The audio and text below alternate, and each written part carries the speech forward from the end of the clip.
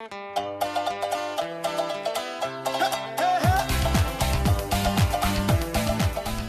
sais pas toi ce que t'en penses Ludo, mais les conditions de travail en ce moment c'est...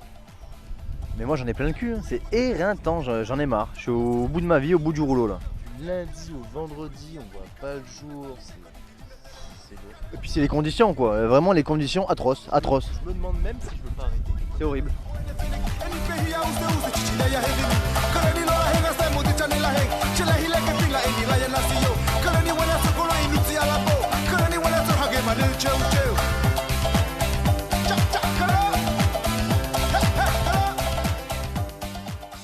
Koudji aujourd'hui se trouve à l'Ilomètre et consacre une émission à un animal endémique à la Calédonie, le tricorayé. Eh bien en fait là on va aller chercher les tricorayés, donc on va essayer de situer les endroits où ils sont cachés. Bien souvent situés en dessous des infrastructures, en bord de mer. Donc on va faire la petite visite avec Olivier Blanc qui est spécialisé dans la chasse aux moustiques sur l'Ilomètre et qui est également très calé sur le tricorayé. Pour démystifier un petit peu cet animal emblématique dont beaucoup de personnes ont peur, pour montrer que ce n'est pas un animal qui est dangereux et agressif, et essayer de familiariser et empêcher d'avoir peur lorsqu'on se retrouve avec un animal comme celui-là. Donc principalement, où c'est qu'il se cache le tricorayé?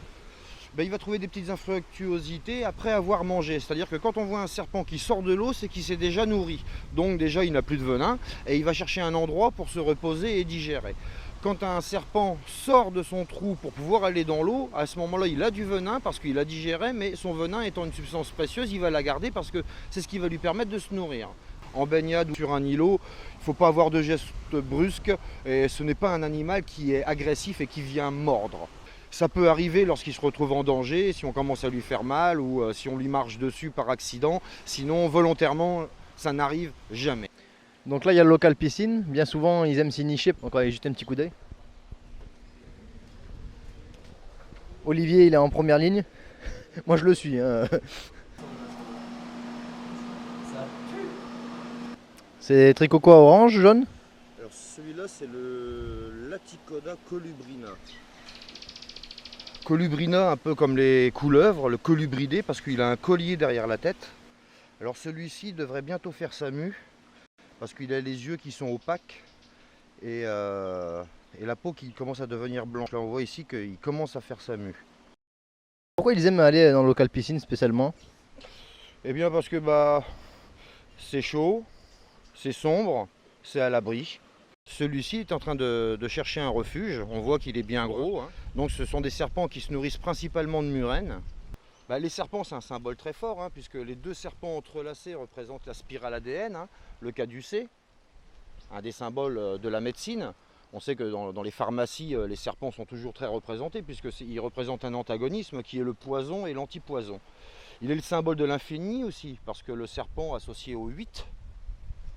Et on pourrait dire que sur chacune de leurs écailles, il y a une époque de l'univers. C'est le fameux serpent de la mythologie, le fameux serpent qu'on trouve sur le front du sphinx de Gizeh. Des petits zigzags dans le sable. C'est l'avancée du tricorayé. Ensuite, ce sont des serpents qu'on dit qui ne peuvent pas mordre n'importe où, qui peuvent mordre entre les doigts. C'est totalement faux.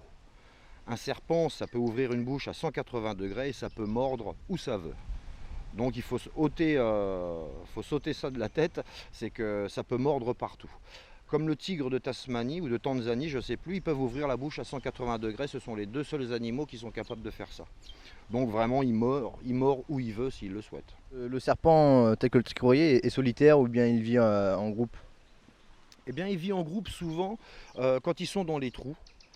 Ils se mélangent, ça fait des boules de tricorayés parce qu'ils sont tous mélangés entre eux et c'est en même temps pour avoir une sécurité. Parce que lorsqu'ils sont entrelacés entre eux dans une boule, s'il y arrive un danger et qu'il y en a un qui réagit, les autres seront tout de suite alertés. Donc ils ont un sentiment de sécurité quand ils sont mélangés. Donc la petite langue, souvent elle fait peur cette petite langue fourchue parce que en fait c'est ce qui lui permet de sentir. Hein. Dans son palais, il a un organe qui s'appelle l'organe de Jacobson.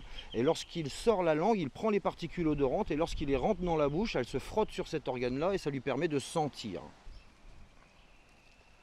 Alors, les serpents, ils ont un cloaque qui se trouve ici. C'est ici qu'on peut déterminer leur sexe en sondant avec des petites sondes pour voir la longueur de leur trompe. C'est comme ça qu'on peut voir s'ils sont mâles ou femelles.